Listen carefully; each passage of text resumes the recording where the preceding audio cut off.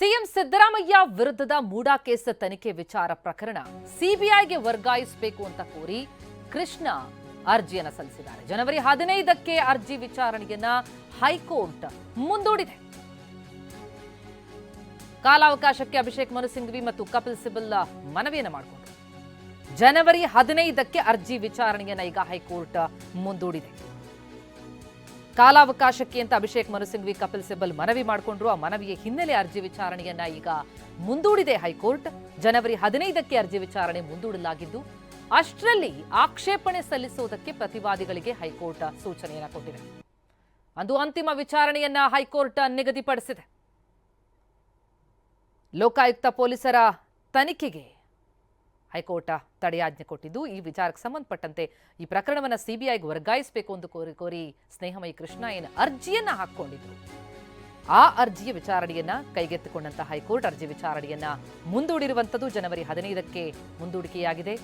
ಇನ್ನು ಡಿಸೆಂಬರ್ 24ರೊಳಗೆ ಲೋಕಾಯುಕ್ತ ಪೊಲೀಸರ ವರದಿಯನ್ನ ಕೊಡುವಂತೆ ಸೂಚಿಸಿತ್ತು. ಈಗ ಸಿಬಿಐ ತನಿಖೆ ಕೋರಿರುವಂತಹ ಅರ್ಜಿ ವಿಚಾರಣೆ ಬಾಕಿ ಇರುವಂತಹ ಹಿನ್ನೆಲೆಯಲ್ಲಿ ತನಿಖೆಯನ್ನ ಮುಂದುವರಿಸದಂತೆ ಲೋಕಾಯುಕ್ತ ಪೊಲೀಸರಿಗೆ ಸೂಚನೆಯನ್ನ ಹೈಕೋರ್ಟ್ ನೀಡಿದೆ. ಸ್ನೇಹಮಯಿ ಕೃಷ್ಣ ಕೋರ್ಕೊಂಡಿದ್ರು ಈ ಪ್ರಕರಣ ಏನಿದೆ ಇದು ಸಿಬಿಐಗೆ ವರ್ಗಾವಣೆಯಾಗಬೇಕು ಅಂತ. ಆ ಸಂದರ್ಭದಲ್ಲಿ ಲೋಕಾಯುಕ್ತ ಪೊಲೀಸರ ತನಿಖೆಗೆ ಈಗ ಹೈಕೋರ್ಟ್ ತಡೆಯಾಜ್ಞೆಯನ್ನ ಕೊಟ್ಟಿರುವಂಥದ್ದು. ಡಿಸೆಂಬರ್ 24ರೊಳಗೆ ಲೋಕಾಯುಕ್ತ ಪೊಲೀಸರಿಗೆ ವರದಿ ಕೊಡುವಂತೆ ಸೂಚಿಸಿತ್ತು. ಈಗ ಸಿಬಿಐ ತನಿಖೆ ಕೋರಿರುವಂತಹ ಅರ್ಜಿ ವಿಚಾರಣೆ ಬಾಕಿ ಇರುವ ಹಿನ್ನೆಲೆ ತನಿಖೆಯನ್ನ ಮುಂದುವರಿಸಬೇಡಿ ಅಂತ ಲೋಕಾಯುಕ್ತ ಪೊಲೀಸರಿಗೆ ಸೂಚನೆಯನ್ನ ನೀಡಲಾಗಿದೆ. ಇನ್ನು ಈ ಅರ್ಜಿಯ ವಿಚಾರಣೆ ಸಿಬಿಐಗೆ ವರ್ಗಾವಣೆಯಾಗಬೇಕಾದಂತಹ ಅರ್ಜಿಯ ವಿಚಾರಣೆ ಜನವರಿ 15ಕ್ಕೆ ಮುಂದೂಡಿರುವಂಥದ್ದು. ಯಾಕಂದ್ರೆ ಕಾಲಾವಕಾಶಕ್ಕೆ ಅಂತ ಕೋರ್ತಾರೆ ಅಭಿಷೇಕ್ ಮನು ಸಿಂಘವಿ ಮತ್ತು ಕಪಿಲ್ ಸಿಬಲ್. ಸಿಎಂ ಪರ ವಕೀಲರು ಮನವಿಯನ್ನ ಮಾಡ್ಕೊಳ್ತಾರೆ. ಆ ಮನವಿಯ ಹಿನ್ನೆಲೆ ಅರ್ಜಿ ವಿಚಾರಣೆಯನ್ನು ಈಗ ಹೈಕೋರ್ಟ್ ಮುಂದೂಡಿರುವಂಥದ್ದು. 14 ಸೈಟ್ಗಳ ವಿಚಾರಕ್ಕೆ ಸಂಬಂಧಪಟ್ಟಂತೆ ಬಹಳ ದೊಡ್ಡ ಹಗರಣ ಸಂಭವಿಸಿದೆ. ಸಿಎಂ ಸಿದ್ದರಾಮಯ್ಯ ವಿರುದ್ಧ ಒಂದು ಕಡೆ ಲೋಕಾಯುಕ್ತ ತನಿಖೆ, ಮತ್ತೊಂದೆಡೆ ಇಡೀ ದಾಳಿಯಾಯಿತು. ಇದರ ಮಧ್ಯೆ ಈ ಪ್ರಕರಣ ಸಿಬಿಐಗೆ ವರ್ಗಾವಣೆಯಾಗಬೇಕು ಅನ್ನುವಂಥದ್ದು ಪ್ರಮುಖ ದೂರುದಾರ ಸ್ನೇಹಮಯಿ ಕೃಷ್ಣ ಅವರ ಆಗ್ರಹ ಆಗಿತ್ತು. ಹಾಗಾಗಿ ಅರ್ಜಿ ಹಾಕೊಂಡಿದ್ರು. ಆ ಅರ್ಜಿಯ ವಿಚಾರಣೆಯನ್ನ ಈಗ ಜನವರಿ 15ಕ್ಕೆ ಹೈಕೋರ್ಟ್ ಮುಂದೂಡಿತು. ಸಿಬಿಐ ತನಿಖೆ ಕೋರಿರುವಂತಹ ಅರ್ಜಿ ವಿಚಾರಣೆ ಬಾಕಿ ಇರುವ ಹಿನ್ನೆಲೆ ತನಿಖೆಯನ್ನ ಮುಂದುವರಿಸಬೇಡಿ ಅಂತ ಲೋಕಾಯುಕ್ತ ಪೊಲೀಸರಿಗೆ ಈಗ ಸೂಚನೆಯನ್ನು ಕೊಟ್ಟಿದೆ. ಜೊತೆಗೆ ಆಕ್ಷೇಪಣೆ ಸಲ್ಲಿಸುವುದಕ್ಕೆ ಪ್ರತಿವಾದಿಗಳಿಗೆ ಹೈಕೋರ್ಟ್ ಸೂಚನೆ ಕೊಟ್ಟಿದೆ. ತಮ್ಮ ವಾದವನ್ನು ಕೂಡ ಆಲಿಸಬೇಕು ಅಂತ ಸಿಎಂ ಪರ ವಕೀಲರು ಮನವಿಯನ್ನ ಮಾಡಿಕೊಂಡಿದ್ರು. ಹೈಕೋರ್ಟ್ ಮಧ್ಯಂತರ ಆದೇಶಕ್ಕೆ ಸಿಎಂ ಪರ ವಕೀಲರು ಆಕ್ಷೇಪವನ್ನ ವ್ಯಕ್ತಪಡಿಸಿದ್ರು. ತಮ್ಮ ವಾದ ಆಲಿಸಿ ಅಂತ ಅವರು ಮನವಿ ಮಾಡಿಕೊಂಡ್ರು.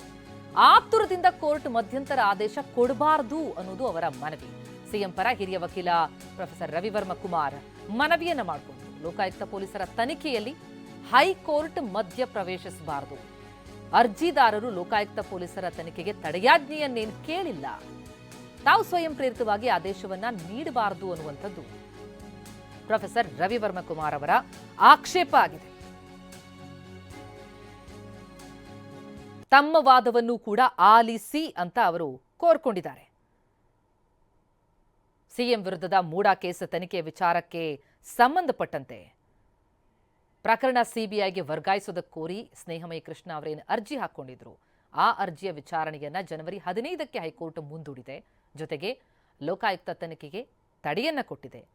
ಲೋಕಾಯುಕ್ತ ತನಿಖೆಗೆ ತಡೆ ಕೊಡಿ ಅಂತ ಏನು ಕೇಳಿರಲಿಲ್ಲ ದೂರುದಾರರು. ಹಾಗಾಗಿ ಸ್ವಯಂ ಪ್ರೇರಿತವಾಗಿ ಈ ಆದೇಶವನ್ನ ನೀಡಬಾರದು ಅನ್ನುವಂಥದ್ದು ಸಿಎಂ ಪರ ವಕೀಲರಾದಂತಹ ಕುಮಾರ್ ಅವರ ಮನವಿ.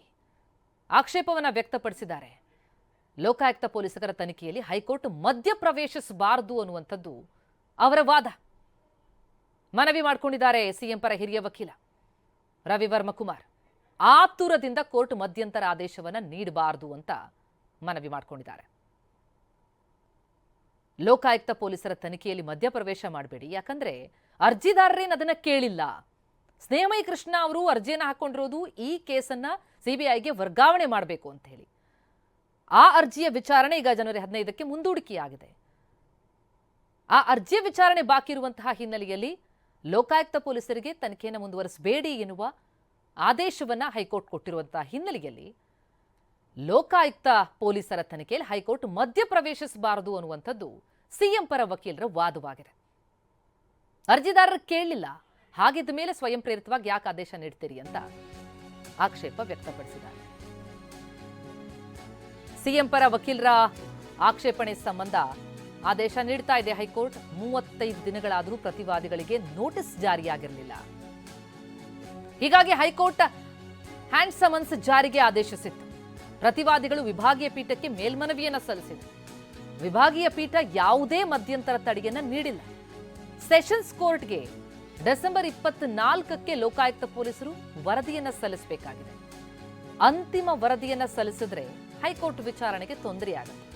ಹೀಗಾಗಿ ಅಂತಿಮ ವರದಿ ಸಲ್ಲಿಕೆಗೆ ಕೊಟ್ಟಿರುವಂತಹ ಗಡುವನ್ನ ವಿಸ್ತರಿಸ್ತಾ ಇದ್ದೇನೆ. ಜನವರಿ 28ರವರೆಗೆ ಅಂತಿಮ ವರದಿ ಸಲ್ಲಿಕೆಗೆ ಕಾಲಾವಕಾಶ ಕೊಡ್ತಾ ಇದ್ದೇನೆ ಅಂತ ವಿಚಾರಣೆ ಜನವರಿ 15ಕ್ಕೆ ಮುಂದೂಡಿದಂತಹ ಹೈಕೋರ್ಟ್ನಲ್ಲಿ ನ್ಯಾಯಾಧೀಶರು ಆದೇಶವನ್ನ ನೀಡಿದ್ದಾರೆ. 35 ದಿನಗಳಾದರೂ ಕೂಡ ಪ್ರತಿವಾದಿಗಳಿಗೆ ನೋಟಿಸ್ ಜಾರಿಯಾಗಿರಲಿಲ್ಲ. ಹೀಗಾಗಿ ಹೈಕೋರ್ಟ್ ಹ್ಯಾಂಡ್ ಸಮನ್ಸ್ ಜಾರಿಗೆ ಆದೇಶವನ್ನ ಕೊಡ್ತು. ಪ್ರತಿವಾದಿಗಳು ವಿಭಾಗೀಯ ಪೀಠಕ್ಕೆ ಮೇಲ್ಮನವಿಯನ್ನ ಸಲ್ಲಿಸಿದರು. ವಿಭಾಗೀಯ ಪೀಠ ಯಾವುದೇ ಮಧ್ಯಂತರ ತಡೆಯನ್ನ ನೀಡಿಲ್ಲ. ಸೆಷನ್ಸ್ ಕೋರ್ಟ್ಗೆ ಡಿಸೆಂಬರ್ 24ಕ್ಕೆ ಲೋಕಾಯುಕ್ತ ಪೊಲೀಸರು ವರದಿಯನ್ನ ಸಲ್ಲಿಸಬೇಕಿದೆ. ಆ ಅಂತಿಮ ವರದಿಯನ್ನು ಸಲ್ಲಿಸಿದ್ರೆ ಹೈಕೋರ್ಟ್ ವಿಚಾರಣೆಗೆ ತೊಂದರೆಯಾಗತ್ತೆ. ಈ ಹಿನ್ನೆಲೆಯಲ್ಲಿ ವಿಚಾರಣೆಯನ್ನ ಜನವರಿ 15ಕ್ಕೆ ಮುಂದೂಡಿದಷ್ಟೇ ಅಲ್ಲ, ಜನವರಿ 28ರವರೆಗೆ ಅಂತಿಮ ವರದಿ ಸಲ್ಲಿಕೆಗೂ ಕೂಡ ಲೋಕಾಯುಕ್ತಕ್ಕೆ ಕಾಲಾವಕಾಶವನ್ನ ನೀಡಲಾಗಿದೆ.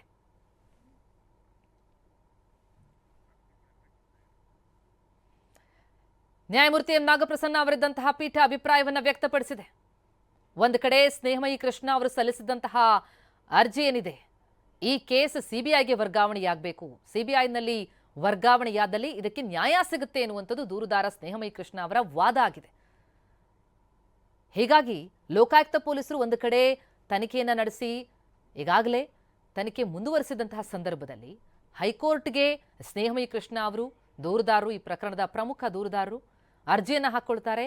ಸಿಬಿಐಯಲ್ಲಿ ಈ ಕೇಸ್ ತನಿಖೆಯಾಗಬೇಕು ಅನ್ನುವಂಥದ್ದು ಅವರ ಆಗ್ರಹ ಆಗಿತ್ತು. ಹಾಗಾಗಿ ಕೇಸನ್ನು ಎತ್ಕೊಂಡಂತಹ ಹೈಕೋರ್ಟ್ ಈಗ ಲೋಕಾಯುಕ್ತ ಪೊಲೀಸರಿಗೆ ಹೈಕೋರ್ಟ್ನಲ್ಲಿ ವಿಚಾರಣೆ ಬಾಕಿ ಇರುವಂತಹ ಹಿನ್ನೆಲೆಯಲ್ಲಿ ತನಿಖೆಯನ್ನು ಮುಂದುವರಿಸಬೇಡಿ ಅಂದಿದೆ. ಆದರೆ ಡಿಸೆಂಬರ್ 24ಕ್ಕೇನು ಲೋಕಾಯುಕ್ತ ಪೊಲೀಸರ ಇವರೆಗಿನ ತನಿಖೆಯ ವರದಿಯನ್ನು ಕೊಡೋದಕ್ಕೆ ಹೇಳಿತ್ತು.